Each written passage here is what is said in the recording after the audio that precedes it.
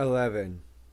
I'd rather have little Jedi like Bardon and Etain working with us than the likes of Zay. They're sharp. No preconceptions, no agenda. And they are more concerned with pulling their weight in the team than all this philosophical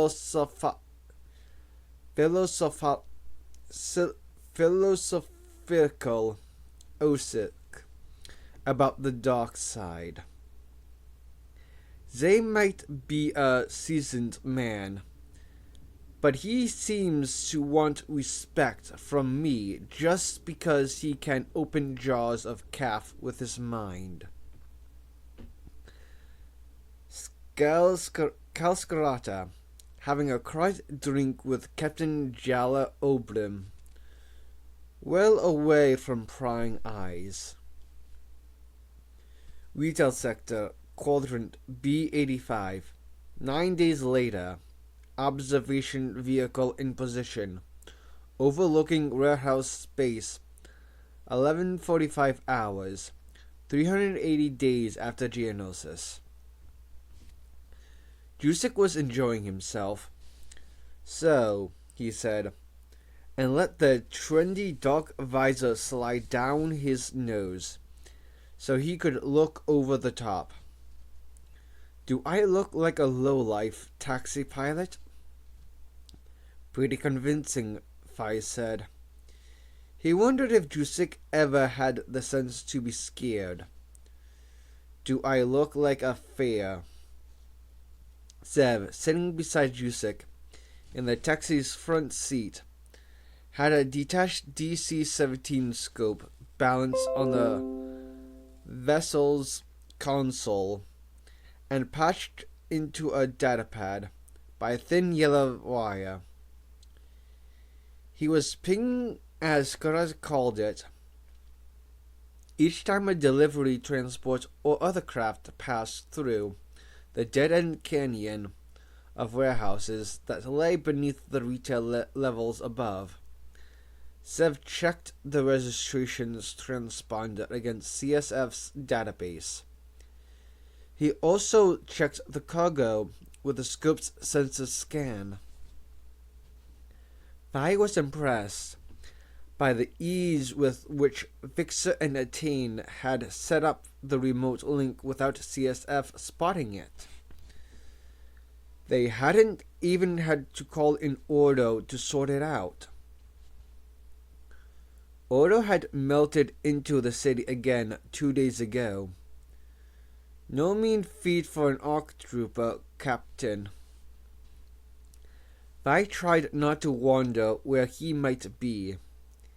It was bad enough thinking about Sicko. Okay, that one was routine. Garment delivery. Zev made a low rumble in his throat, almost like an animal. What do we look like from the outside now?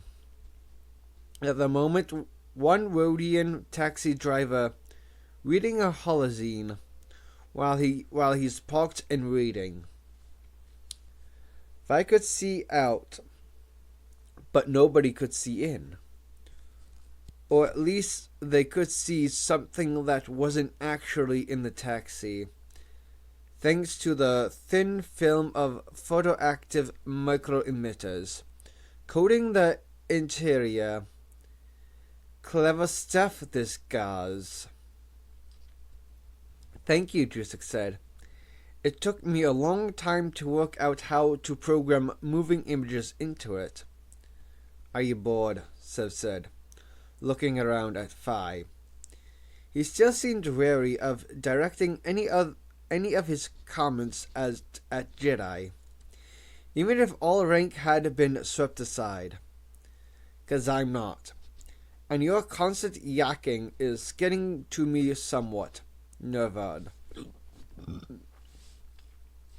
Jusek couldn't. Sorry, Zev, my fault. Zev looked embarrassed for a moment. If you're interested, 51 of the 70 crates I've clocked on this watch show up on the CSF databases tagged as criminal. Theft is a bigger industry than legit business here. Jusik raised an eyebrow. Isn't that the sort of thing Obrim's people might like to know? Isn't it the sort of stuff that would bring the boys in blue crashing in here and blowing our op? Point taken. No offense, Bardan. Delta hadn't worked with Jedi much. At least not the junior ones. I savored a moment of delight at seeing Sev's stone-cold pretense, reduced to embarrassed deference. All Jedi were supposed to be humble, but Jusik actually was. He seemed to see himself as nothing special, just a man with some accidental skills that didn't make him any more important than the next person, only different. So they raided, and that was a lot harder than it looked. Whoa, Sev said. Look at this one. Vi and Jusik followed the angle of Sev's scope. CSF database has this tagged as restricted. Could mean it's of interest to us, or could mean organized crime. Jusik's visor had slipped out to the end of his nose, or both. It was a medium-sized delivery transport with dull green livery caked with dust. The identity transponder was evidently fake, because when the crate aligned itself with a platform at the doors to Warehouse 58, and the hatches sprang open, there was just a few boxes inside. The warehouse doors eased open far enough to let a repulsor cart edge out, and two droids begin loading the small containers onto the repulsor's flatbed. Small but heavy load, by the look of it, Fi said. And we've got company. Sev realigned the scope, and the datapad had hummed into recording mode. Second transport backing up to it. Another delivery vehicle hovered, edging astern, until it was level with the other side of the landing platform. The boxes were transferred to it. They didn't go into the warehouse at all. That's irregular, Sev said. And we don't like irregular, do we? ID transponder says a legit rental vessel.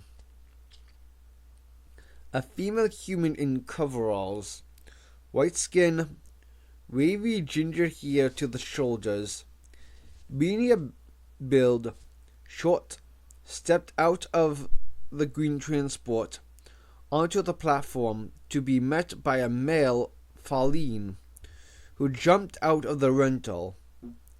He was young, as far as Fi could tell, with light green skin, and his mundane pilot's rig was a little too long in the leg for him.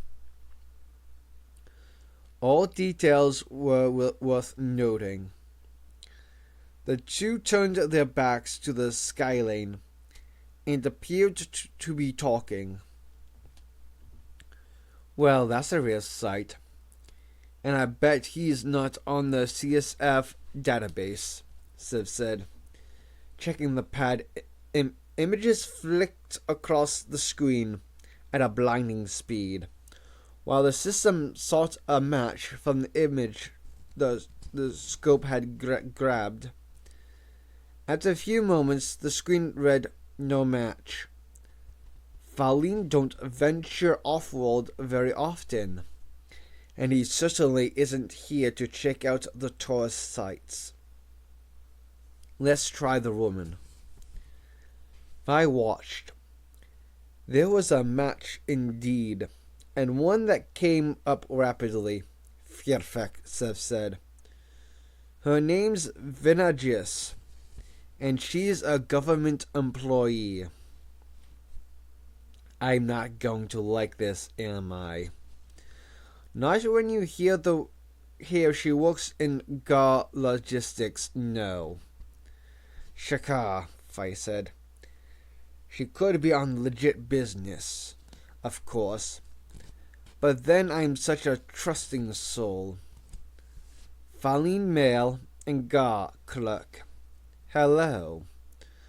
Do I have to draw you a picture? Sev sighed to himself. They certainly put those Faline pheromones to good use. I bet she'd do him any favor he asks. Getting security information out of her would be even easier. The two transports closed the hatches, leaving the woman and the Faline on the platform, and lifted back into the skylane. It looked like any other delivery, except that it was a transfer of cargo, which was not usual, and the two waiting on the platform oozed bad guys from every pore and scale. The two targets looked at their datapads, just like warehouse staff checking a consignment. Then the Faline turned and began walking up a pedestrian ramp to the retail level, and Vinagis hung around. I'm naturally curious, Sev said. Fi, you up for a discreet trail of those two? Fi's heart was pounding. Training and instinct took over. He was back on Commando again, stalking an armed target in the simulated urban training terrain in Tipoca City. It was just the town that was simulated. The ammunition was real, deadly real, ready. Badan, back up behind that pillar, will you? We can't abandon this position until the next watch arrives. Sev, let me call for backup. What if they've pinged us and it's decoy? Okay. You let us out on foot and call in Nina and Scorch to relieve you. Then you stand by via the comlink just in case. That's not standard operation procedure. This isn't standard operating terrain either. Sev almost said sir. I heard the beginning of a hissed S. Delta's self-appointed hard man poked his finger hard in his right ear, as if he was afraid the bead-sized link would fall out. There goes Jis, up the ramp too. Come on, Fi, move it. They slipped out of the taxi's twin hatches and activated Fi's holashot of the sector to check where the ramp led and where the exits were. They stared at the meshed blue and red lines on the holashot, courtesy of the fire department's database. Fi hoped it was up to date. That takes them straight up to the retail plaza. Fi's immediate thoughts were of civilians, obstructed arcs of fire, and his own limited sense being a poor substitute for his Catan helmet's gadgetry. But I'm more than my armor, Sergeant Cal said so. He edged along the wall, Staying out of sight. Can't deploy tracking remotes. Not here, not in public. I might do a little shopping myself. Just keep that dumb grunt expression on your face. Mongrel boy, it suits you. Sev took out his datapad and switched the screen to reflective mode. Turning his back and holding the device a little out to his right. She's just going over the top of the ramp. Yeah, she's peeled off on the first level. She's following Lounge Lizard so far. Come on. Let's go around the bridge route and pick them up here. You have as bad an attitude toward ethnic diversity as you have toward the regular army, Phi said quietly, relaxing his shoulders with every intention of just being a soldier on leave in his dark red fatigues, with a blaster on his belt like any sensible Coruscanti. The next hour was unplanned, unexpected, but not untrained for. I hoped he'd make it through alive. Coruscant Security Force, Staff, and Social Club. 1300 hours. Private booth. Senior Officers Bar.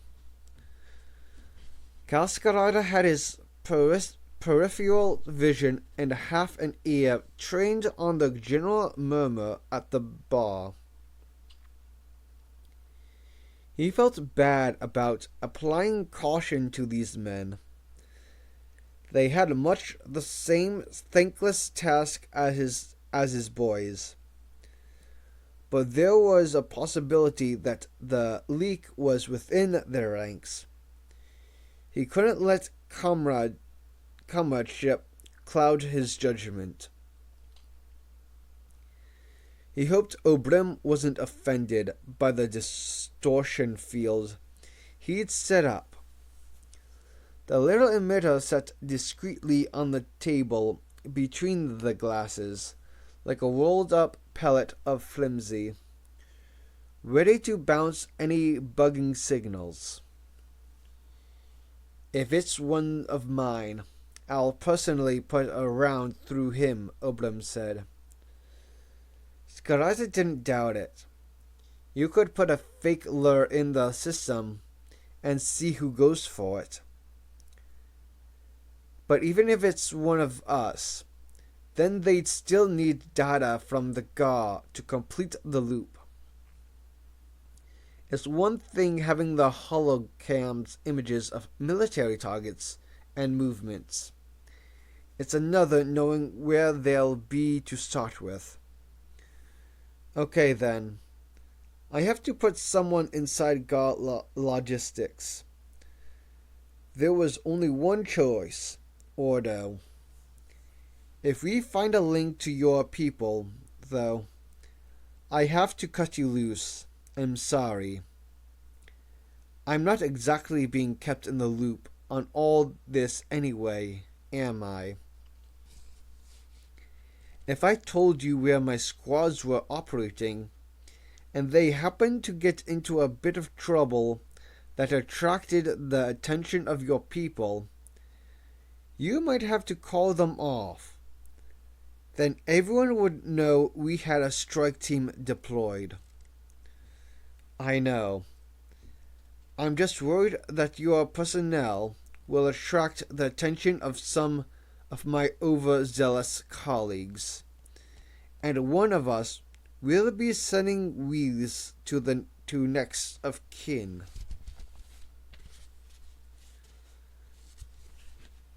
My boys don't have next of kin, only me, Cal. I can't. I just can't. This has to be deniable. He liked Obrim. He was a kindred spirit, a pragmatic man, who didn't trust easily. But if something looks like it's going to get out of hand, and I can warn you off, I will. Oberon swirled the dregs of his ale in the glass. Okay, sure. You don't want one of these. I only have one at night to help me sleep. Have it from Commando. Sleep got pretty hard to come by. You'll have to tell me about that one day. I bet they didn't have any crime in Tipoca City. Oh, there was crime, all right. The worst kind. If he ever met another Kaminoan, he knew what he'd do. Nothing you could have arrested anyone for, though. When's your boy Fi going to stop by for a drink? We owe him one from the siege. Brave kid. Yeah, he throws himself instinctively on a grenade, and he's a hero. If he fires instinctively and slots a civilian, though, he's a monster. And don't we know it, pal? Happens to us too. Anyway, Fi's on a routine patrol at the moment. Scarada checked his chrono. Greenwatch was due to leave. Wed in 2 hours. I'll bring him down here. Don't worry. He's probably bored out of his skull at the moment. Anti-terror ops can be tedious. Sitting around even more sitting around, then scramble, sheer panic, and bang. Yeah, I think that sums it up. Scarata drained his glass of juice. I just hope we get to the bang pot in time. Level 4 Retail Plaza, Quadrant B85, Coruscant. 1310 hours. Red watch. Observing targets on foot.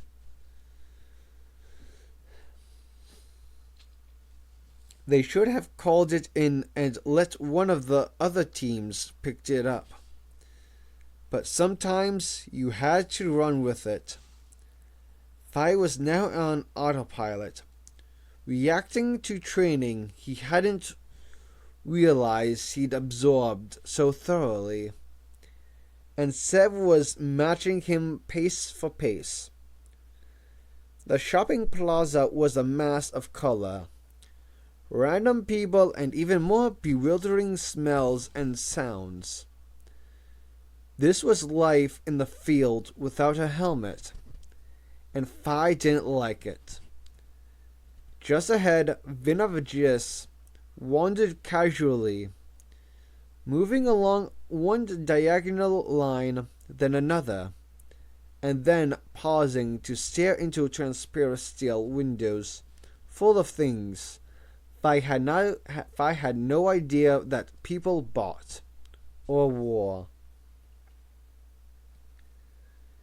Sev glanced at him. He didn't even have to say it. She looks in an awful lot of shop windows. She doesn't follow a straight path. She thinks she knows how to avoid a tail, but she's learned it from the Holovids. Amateur. Weak link. Bardan, Sev said quietly. The Jedi's voice was a whisper in Fi's ear. I know where you are. Don't worry. Not worried. Sev glanced away from the target, and Fi turned around, casually, toward her, looking past her, but keeping her in his peripheral vision. Can't see the Falleen now. Moving on, Fi said. They let Jess walk on until she was almost lost in the crowd, and then started moving again. A well-planned surveillance operation would have positioned mobile and fixed teams in the area to simply watch and hand off the target to the next team along the route.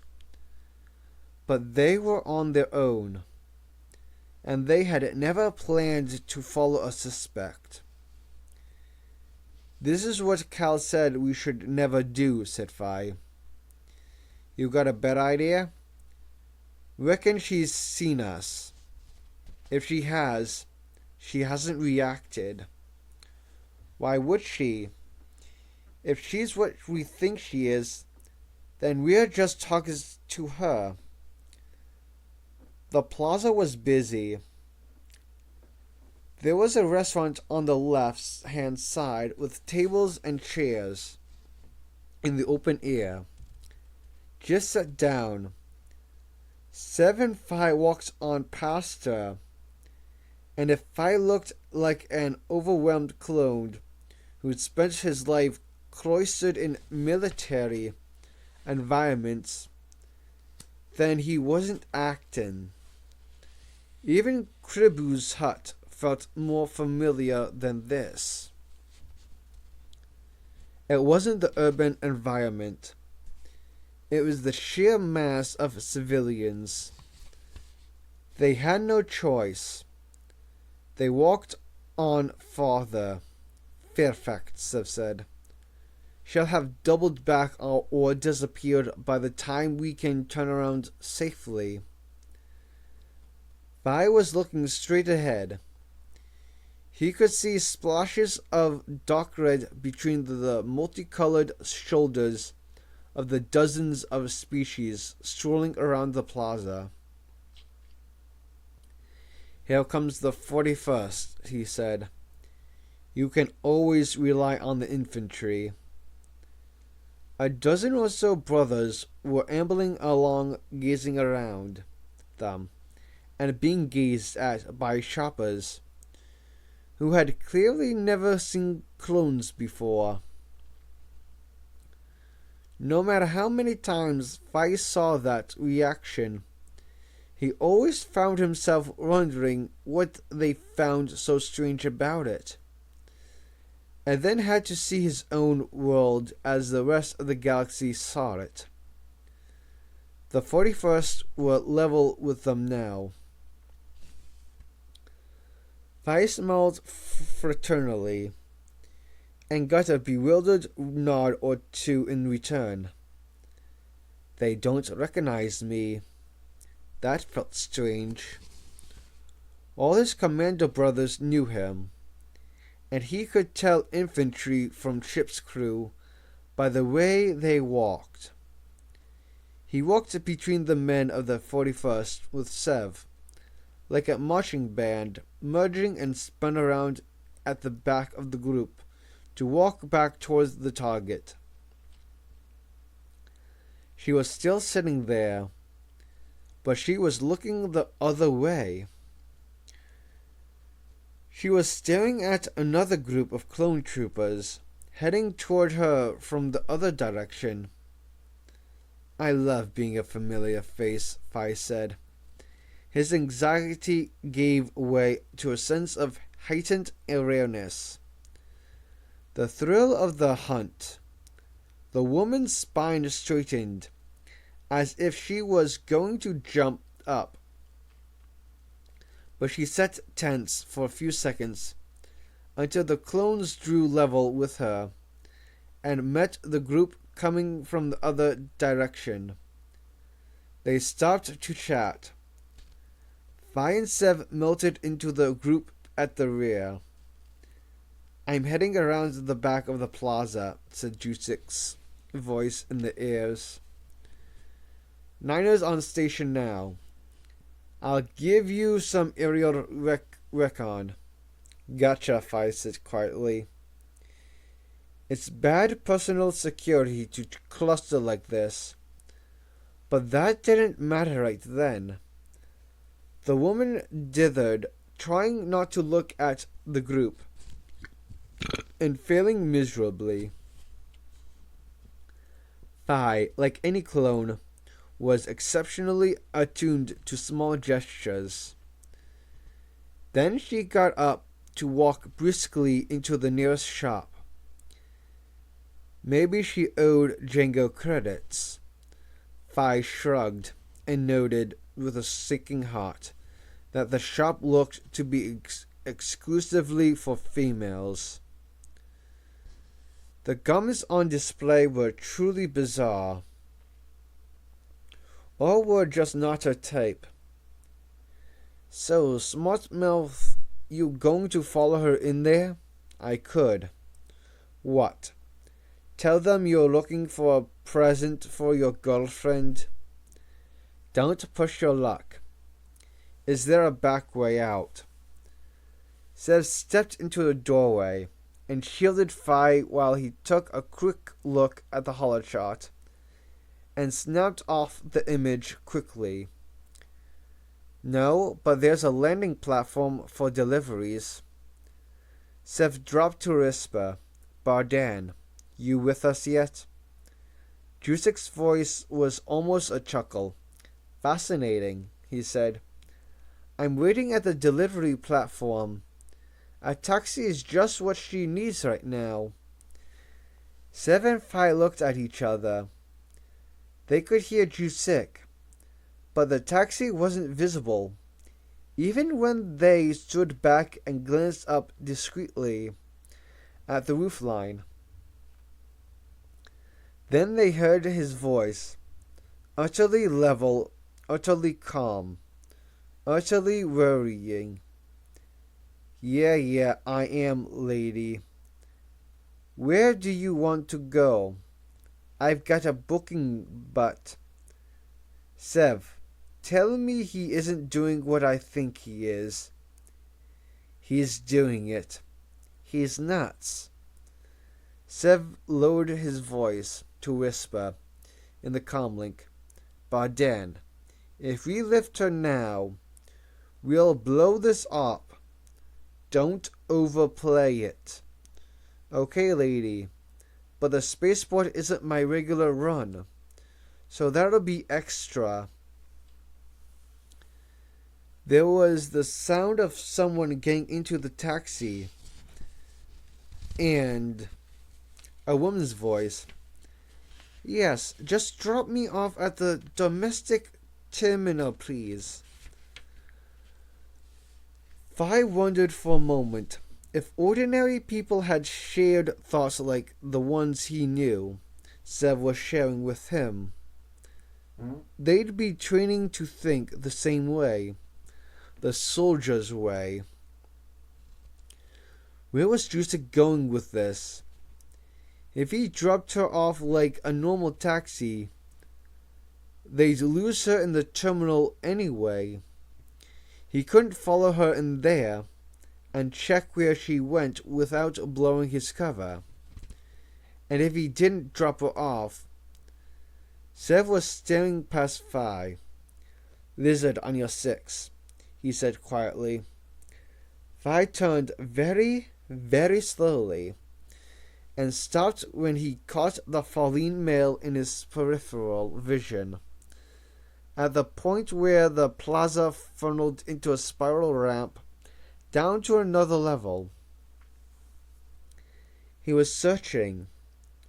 So, the woman hadn't caught up with him when he expected, and he was looking for her, and that meant she had no comlink, or she'd have used it.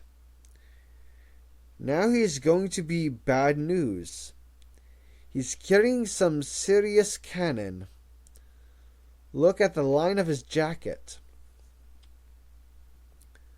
Jusik's voice was a quite descant to Phi's pulse pounding in his head. Oh, Fiafek. That's great. Being rerouted again. This is going to cost, lady. Another detour. He's way too smart for his own good. Sev looked exasperated. Bardan, are you doing what I think you're doing? Are you heading back our way? I pay good license money not to have to use automated lanes, said Jusik's voice in the ears. He really didn't sound at all like a nice Jedi temple boy now. And then I still get diverted. What do we pay our taxes for? I'll take that as a yes. The Fallen moved off, pausing occasionally to look around, and ambled slowly down the ramp. Vi and Sev leaned on the edge of the parapet, like any tourist might, to take in the view below. Vi dropped his voice. He's calling someone. The Fallen had the back of his hand raised to his mouth. Oh, for a helmet comlink. Vi might have been able to pick up the frequency. Is it her? Or backup? We could call this in and get Nina and Scorch to pick him up. And then we drag another team off station. No. Let's see this through. Sev sat down on a bench, looking suitably disoriented. Bardan, where are you? Let me try this shortcut, lady. Hey, who you calling? You making a complaint about fares already? I bet she's calling Lounge Lizard. Great. Yeah. And now that our driver's got a very dodgy passenger, has he thought what we're going to do with her? Same as we did with Ordjul and the Nikto, Sev said, getting up to walk across to the taxi platform at the end of the plaza. They had to get in fast when Jusik appeared and opened the hatch. Vi had visions of the potential grief that would be unleashed if a passenger was screaming her head off when the taxi hatch opened in a very public place. Land at 90 degrees, Bardan. Sev will access via the port hatch, and I'll go in the other and we'll pin her down. Yeah, I think Fi can manage to subdue a civilian, Sev said. Remind me to show you my unfunny side later, Nevad. Skarata's going to kill us for this. Better get it right then, Fi said. Here he comes. Steady, Bardan. Too fast. He's a Jedi. There's no such thing as too fast.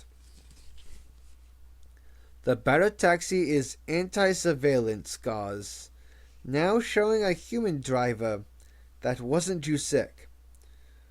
Dropped onto the platform, scattering dust and grit.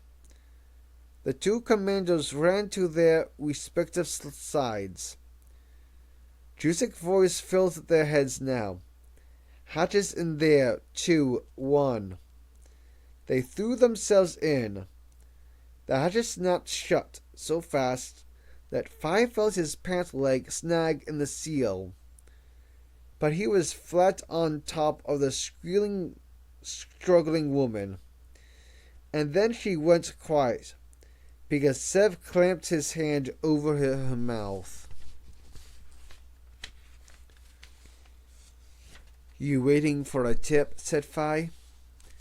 The taxi lifted in a straight vertical and nearby shaved the paintwork off another cab, trying to drop off passengers. It was just as well that Inaka had done something creative about the identity transponder. Fi, I don't suppose you brought any restraints. No, but this usually works. Fi freed his right arm and put his blaster to just his head. Ma'am, shut up and stop struggling. I have no problem shooting women. No, he didn't. Enemies were enemies. Females were soldiers too. Jusek took the taxi high into what appeared to be a commuter lane and shot off in a complex loop that first took them away from crews and relative safety, and then dropped down between lanes, where the layers of traffic overhead gave some protection against visual surveillance. We've been tagged, Jusek said. He shut his eyes, far too long for Fi's comfort. It was the first time he'd seen the Jedi fly with his eyes closed. And the fact that the good ones could do that didn't reassure the simple animal part of him that said it shouldn't be possible.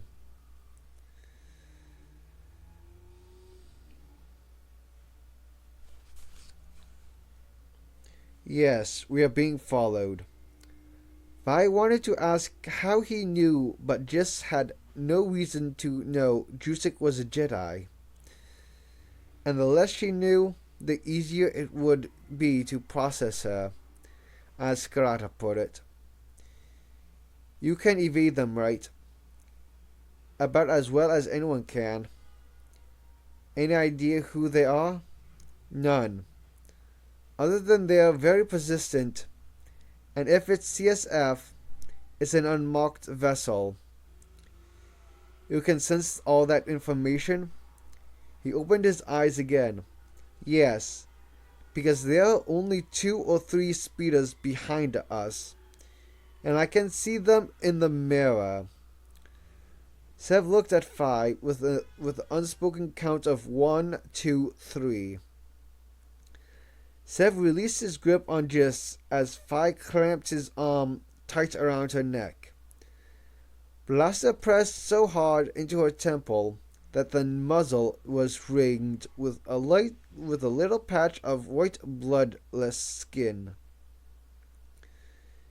He could feel her heart pounding through her back, against his chest, even through the thin sheet of body armor under his tunic. He wondered for a moment if it was his own frantic heartbeat. Sev reached under the rear seat for his DC-17 and took out the grenade attachment. Okay, it lacks finesse, but we're late for lunch. And if they track us, we are finished. Here in daylight in traffic, Jusek said. Not yet. Sev tried to aim his Dece and snapped on the grenade launcher. Open the rear screen a crack. Can you hold steady? You wanted me to outrun them? Can't. We've got to drop them. Jusek looked in the rear view. In the sky lane? You haven't got a clear shot and the debris will... Me sniper, you pilot. Understand the difference. Jusek grips on the steering vein tightened. Too many vessels and too many debris. Let's head for somewhere less crowded. Maybe Quilora, Fi said. Hold on tight. Jusek dropped the taxi like a stone and plummeted 10, then 15, then 20 levels to the lower sky lanes, slipping in between 2 transports and then jumping between horizontal lanes. Still there, said Sev. 3 vehicles behind. Have they alerted anyone? I can't sense anything. Jusek kept shaking his head as if trying to clear it. They might not want to risk using comlinks. Who the Fairfic are they? I don't know. I'm not a mind reader. And if you just shut up because I'm trying to concentrate on flying and listening and... His voice trailed off. Just aim. Vi pressed his blaster harder into the woman's head. She flinched and shut her eyes tight. He could feel no emotions whatsoever, just the cold clarity of his life and his comrades against her existence. And it seemed an easy equation. Move and you're dead, ma'am. Okay? Move. Even Fi wasn't sure he could make an escape from a speeder moving in this fast and this erratically. And not at this height either. Start thinking of all the helpful information you're going to give us. Jusik broke from the automated lane and fell another 5 levels like a stone, drawing screaming protests of klaxons as he skinned other vessels. But the speeder dropped with them, delayed only by a few seconds. Then he banked right into a service vessel tunnel, and Fi had no idea where they were. It was enclosed, and that was bad. Fi wasn't a pilot, but flying fast down a tube struck him as suicide. Look, I know where I'm heading, Jusik said, as if he was suddenly telepathic. Fi wondered if he had protested aloud and hadn't realized. I know. And they can't get a signal through down here. And then he fell silent. And this was where it became very, very frightening to have a Jedi on the squad, because Jusik had shifted from a skill that Fi could see to something beyond his comprehension. Jusik was now skimming a meter above the surface of a conduit lit, at regular intervals, by a dim green light. Sev was struggling to get a steady shot through the narrow opening in the rear screen. All Fi could do was watch one madman or the other, while he held a gun to a woman's head, and Fi didn't enjoy not being in control of his environment. He thought of Sika again, and the moment when he and Omega were helpless and utterly dependent on that pilot's skill. Poor Sicko. Sev, he's 20 meters behind us, right? Said Jusik. Spot on. Are you going to be ready when I say fire? Try me. Only on my mark. Get on with it, sir. Fi felt his left arm going numb around the woman's neck, and he struggled to keep the blaster hard against her head. The taxi was veering from side to side. I just hope they're not CSF. They're not ours, Sev said. And they're in pursuit, so they're a target. Fi dug the blaster into the woman's skin. And are they your people, ma'am? I don't know. If they are, it's too bad, Sev said. We can't let them track us back. Jusik speeded up. Stand by. Fi noticed that he had his eyes shut again. Perfect. Fire. Jusik said, and the taxi suddenly flipped up 90 degrees and climbed in an agonizing vertical. Fi braced for impact. They had to be dead. But the taxi was still climbing. They were in a vertical shaft, and a ball of blue-white flame roared beneath them. Fi was thrown against Sev, but he locked his arm tight around the woman's neck. and all three of them hit the partly open rear screen at the sound of ricocheting debris, faded behind them in the service duct.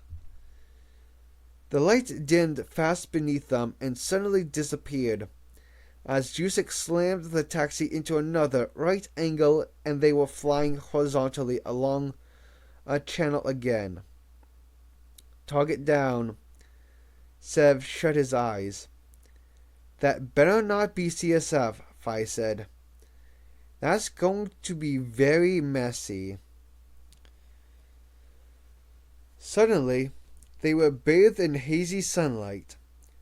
Jusek brought them out into passenger traffic and slipped into the automated lanes of private speeders again. What do we look like from the outside now? Sev asked. Jusek wiped his forehead with his palm and looked as breathless and battered as he ever had after performing the Daruda. I could have sworn he looked just as elated too. Family of Gokrin tourists with a grand driver, the Jedi said. Now let's try to explain this to you know who without getting our heads ripped off. He opened his comlink. Returning with a prisoner cow. Sev grumbled in his throat. Never use real names. Least of our worries now, Fi said. So Jusek was scared of Skarata too. It was supposed to be a quite OBS job, and he'd put it observation duty. It had turned into kidnapping and blowing up unidentified vessels. Scared wasn't the right word, though. He'll be disappointed with us. We let him down. I, like anyone who came into Skarata's circle, desperately wanted Kalbia to be proud of him. It was more effective motivation than fear any day. Remember, he even shoves rookies around, said Fi. He adjusted his grip on the woman's neck to stop the tingling in his fingers, and they take it. The taxi was silent except for the occasional whimpering gulp from Jis and the rumble of the vessel's hard-pressed drive. Eventually, Jusek came to a shuddering halt on the platform at the top level of Kribu's hut. Sev called on his comlink for a hand with the woman, and Atin came running out with Fixer. What have you been playing at? Skarata's going nuts in there.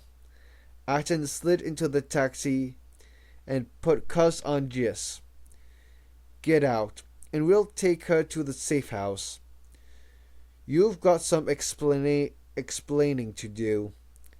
Safe house for them, maybe. Safe for her? No. But then she had picked the wrong side. She wasn't a helpless victim. So much for writing that we never get to see the enemy. The taxi lifted off, leaving Fi, Sev, and Jusek standing on the platform, exhausted by adrenaline. Thank you for flying Jedi Air, Jusek grinned, and shook their hands. Have a nice afternoon. You are all insane, said Sev, and stalked off. 12. Definitely not one of our speeders, Cal. Look, I know why you think I don't need to know what your boys are getting up to. But someone's going to notice you blew up their people. And so is CSF. What do you want me to tell them? Captain Jala O'Brim to Cal Scarata. Operational house, Kribus Hut, 1600 hours. 380 days after diagnosis. You're sure nobody followed you? Scarata said quietly. The strike team minus Ordo was assembled in the main room, sitting where they could. For a moment, Scarata was distracted by the way Darman and Etain were positioned. It told him something, but he had more pressing issues right now. He'd calmed down too. Wedwatch was back safely. Jusik predictably was taking his roasting like a man. I'm sure, Cal. I felt it. Don't go mystic on me. Did you go through the procedures? Give me tangibles. I didn't return via a direct route. I looked back on myself several times. Nothing. There was no point yelling at them. Scarata knew he probably would have done the same. It was all very well to talk about painstaking surveillance and meticulous planning before resolving a threat. But when a truly right target walked in front of your scope, no, he would have done the same. And he was simply relieved that they'd made it back in one piece. Okay, surveillance is off for the day. We changed vehicles again, and we'll start defense watches, just in case the Force has deceived Bardika. And we've got a load of bad guys on our case now. Anaka is identifying a second location we can pull back to if this place is compromised. Jusik looked crushed. I'm sorry, Cal. You were in command. I should have made sure you were ready for this. Skaraza turned to Fi and Sev. Fi looked crestfallen. Sev was complete blank insolence. And what have you two got to say for yourselves? It won't happen again, Cal. Fi looked at Jusik. And it was me and Sev who decided to go for it. If Bardan hadn't done some clever flying, we'd all be dead now, and the op would be over. And you, Sev? Sev turned his head with slow deliberation. What he said. Son, I know you think you're a hard case because you survived Roland Vow. And you probably are. But anti-terrorist ops are more about this. Scarata walked over to him and rapped his head so hard with his knuckles that the thunk of bone was audible. Sev blinked, but didn't move a muscle.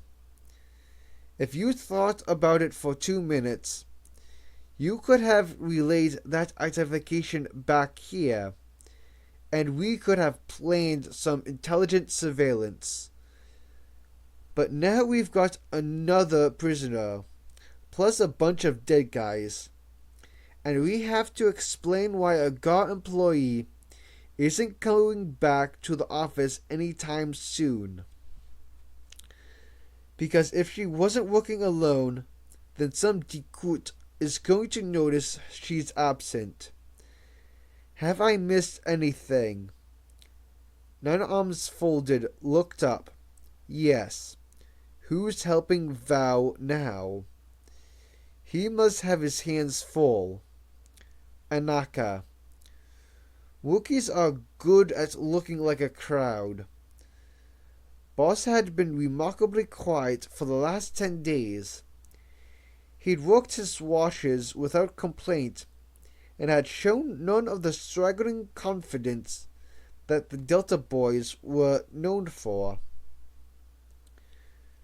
Now he was pacing up and down the length of the window, slow and deliberate, and glancing occasionally at Nina.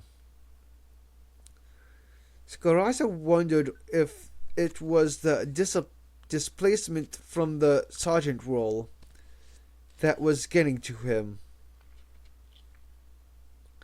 Might as well lance the boil.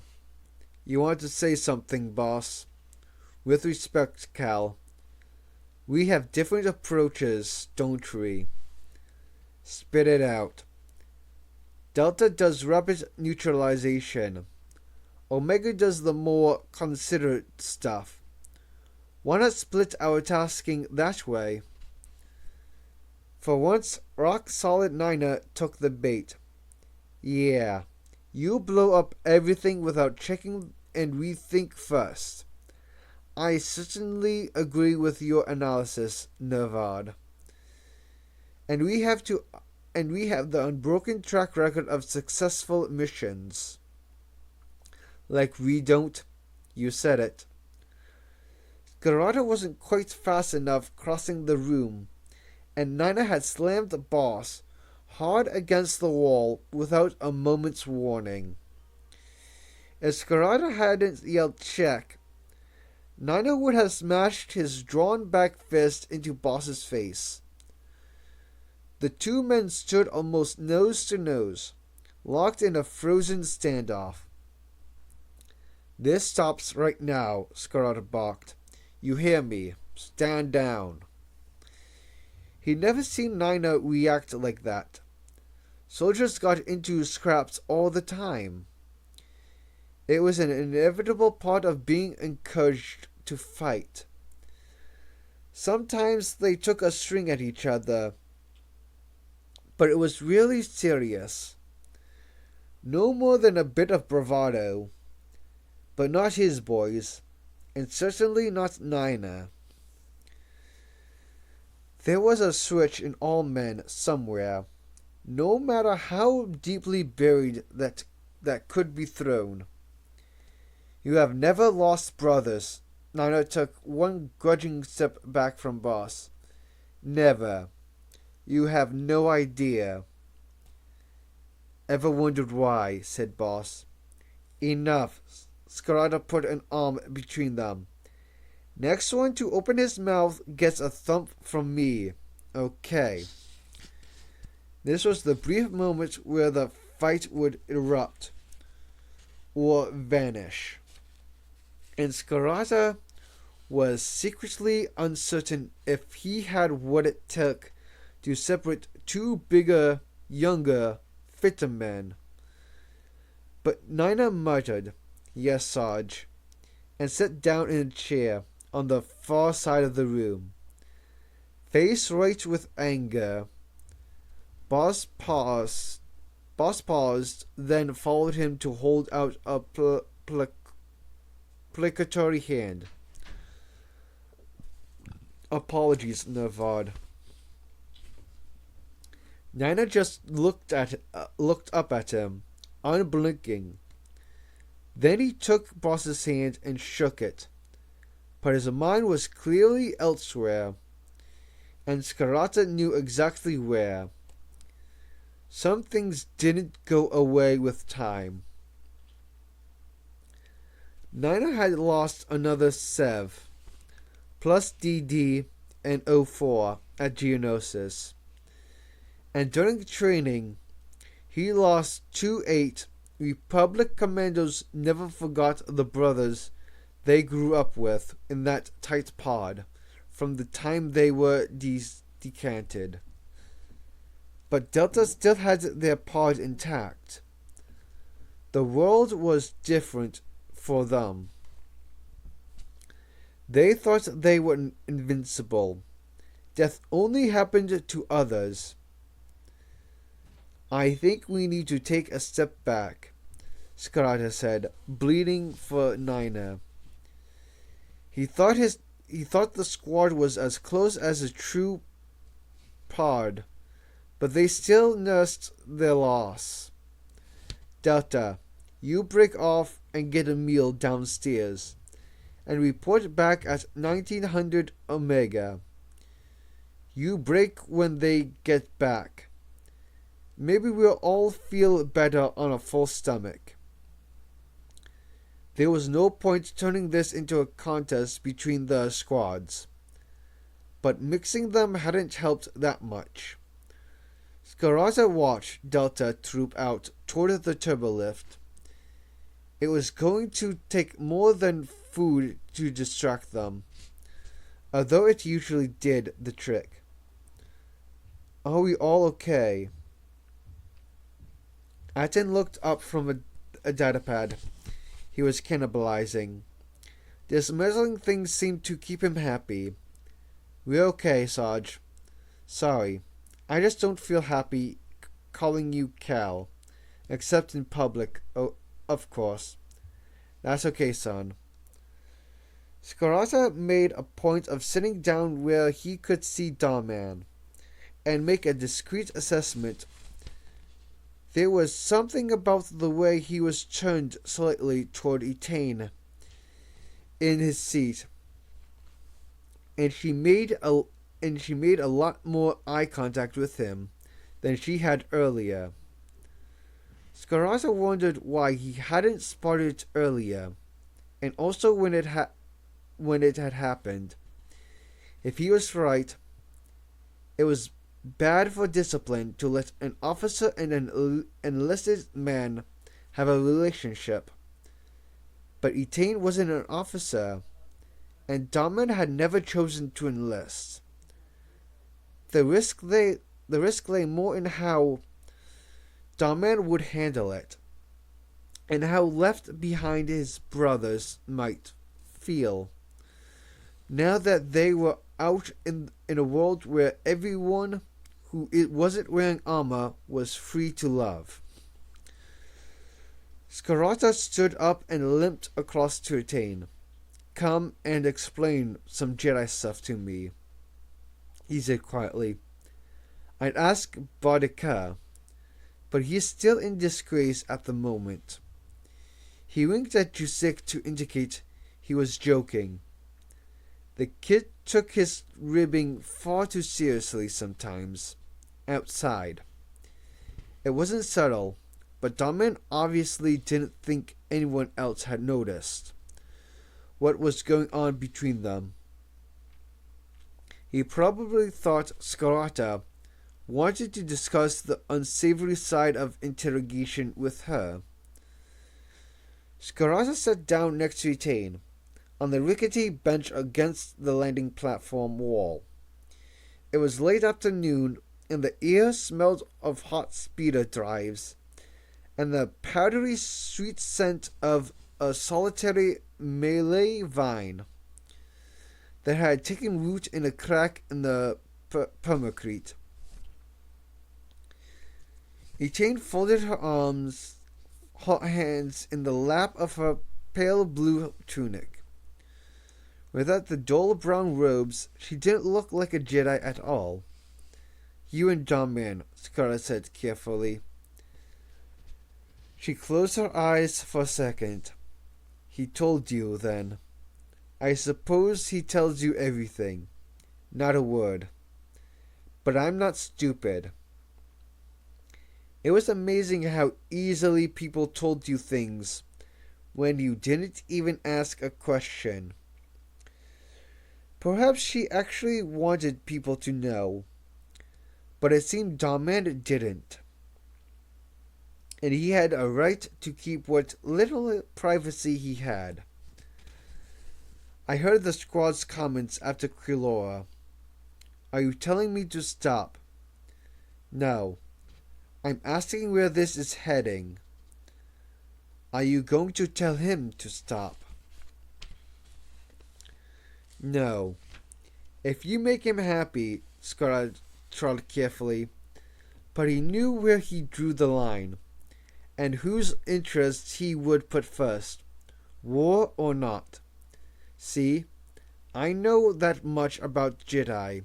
You can't love. We're not supposed to, but we sometimes do. I do. You're serious about him, then?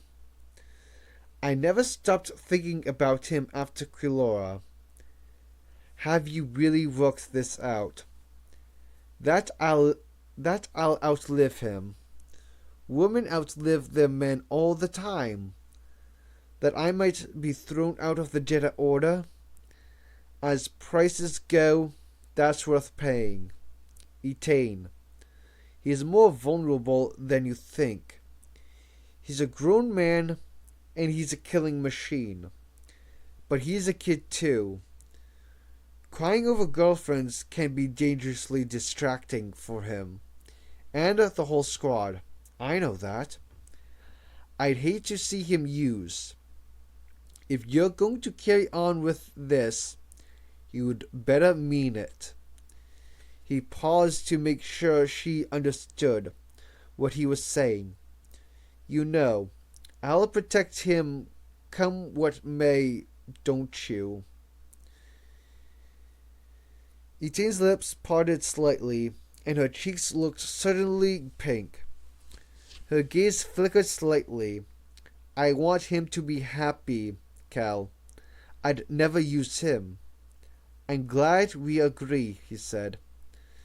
Threatening a Jedi General was probably a court-martial offense. Scarata didn't care. Darman and his last remaining sons came before everything. Before the needs of a likable young Jedi. Before even his own life. And certainly before the interests of the Republic's politics. It was a matter of honor and love. But Etain would give Darman a little comfort and tenderness in his life that would tide him through the dark and inevitable days ahead. Days that for him and his brothers were already destined to be limited. Scarata would just have to keep an eye on the situation. Make him happy. Then, Attica, he said, just make him happy. Quibus Hut, 2100. The sign above the freshers read, Patrons please observe the no weapons rule. But although it was written in 5 languages, as well as basic, most of the patrons appeared not to understand it. Ordo slipped among the motley assortment of drinkers and gamblers, now diluted considerably by a sea of dark red gar fatigues, and hoped none of the species here were scent followers. That was the trouble with some explosives. They had a distinctive smell.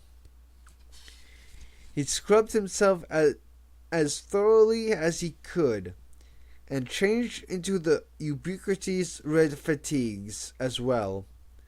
Lasima, the Trilec female, who had fled from the kitchens when he found her cowering behind a table, smiled nervously at him across the bar. By the time he reached it, she had his favorite Muja juice waiting for him, without the prompt of his distinctive armor. How do you know I'm me? He said, puzzled. I could be any clone. The way you hold yourself. She had a very soft voice, and he had to strain to hear her in the noisy bar. You stand as if you are still wearing that skirt. Kama, he said patiently. Belt spat. It's based on a traditional Mandalorian hunting kama. It was designed to protect your legs. Yes, the pauldron of Nkama did tend to make him stand more upright out of habit. His back a little arched. He'd have to watch that if he wanted to pass for an ordinary clone trooper. But it's just for show now. Ah, she said. I'm certainly very sorry. Ordo was getting used to the attention of Twi'lek females, and he rather liked it. Is Kribu treating you properly? Yes, thank you. Lasima sounded as if she really was grateful. She leaned forward a little. He was still taken aback by the vivid blue of her skin, but he was willing to get used to it. She had a little scar on the point of her chin that was turquoise, and more decorative than disfiguring. Is your friend a captain? She glanced sideways, and Ordo followed her gaze to Omega Skrod and Skarata, who were eating something unidentifiable and occasionally lifting a lump of it on a fork to inspect it communally, with worried frowns. The one with the scar, he's nice. That's Atin, Ordo said, crushed. Oh, he's not a captain. He's a private. The vast majority of the army was made up of privates. It wasn't restricted information. Atin glanced up with that unerring soldier's sense of knowing when someone was targeting you. He managed a shy smile. Yes, he's very reliable. He's got a lot of scars. Has he been in many battles? Oh, she really had been studying Atin carefully.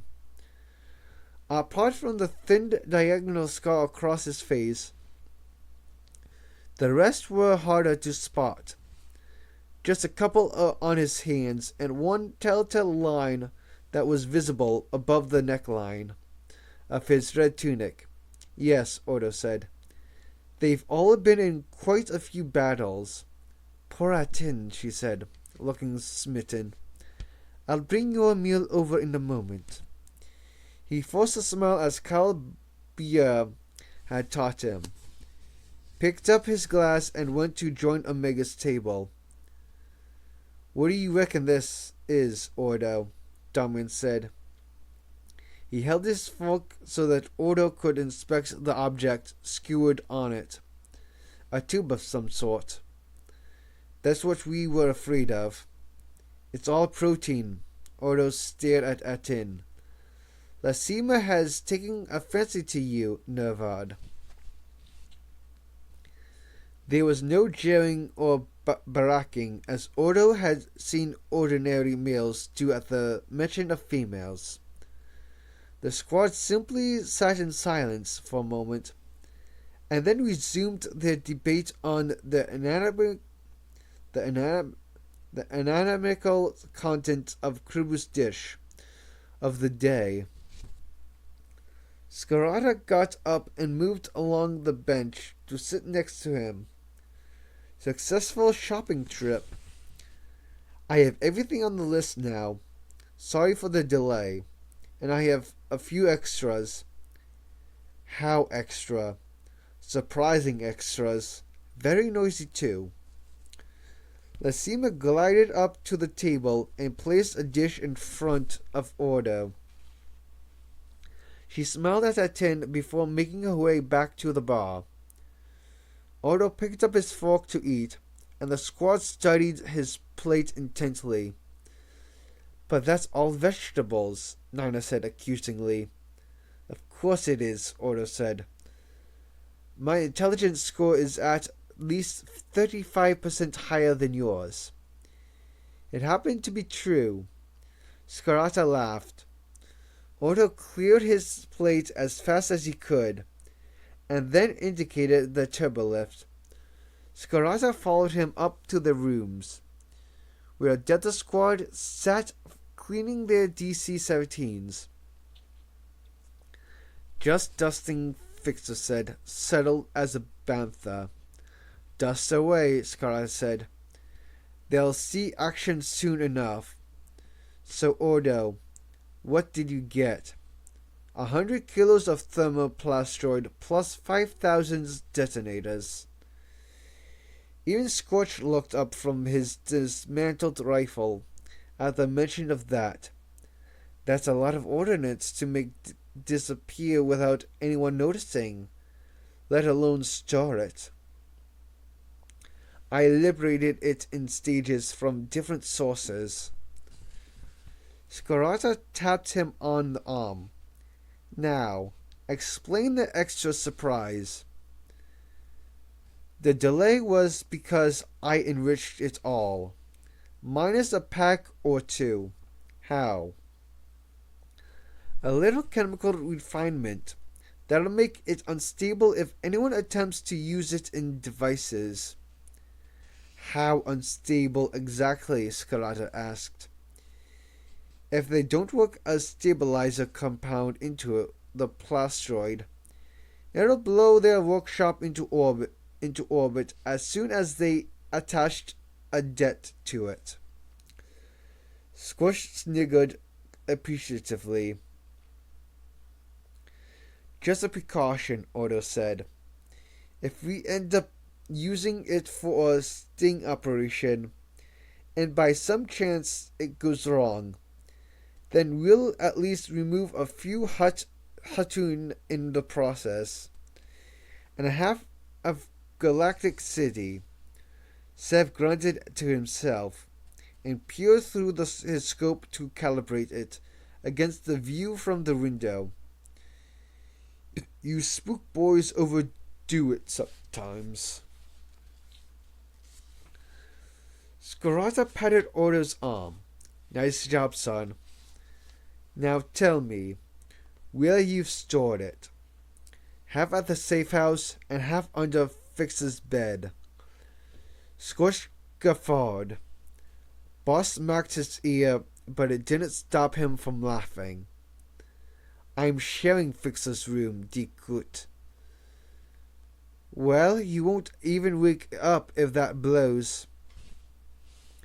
Otto accepted it was a risk, but risks were relative, and Scarata hadn't expressed interest at his advanced ordnance skills, so he could still keep Mariel's return as a surprise.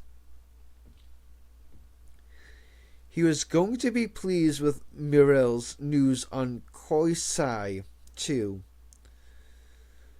So all we have to do now is work out how we get them to take the bait, said Scarata.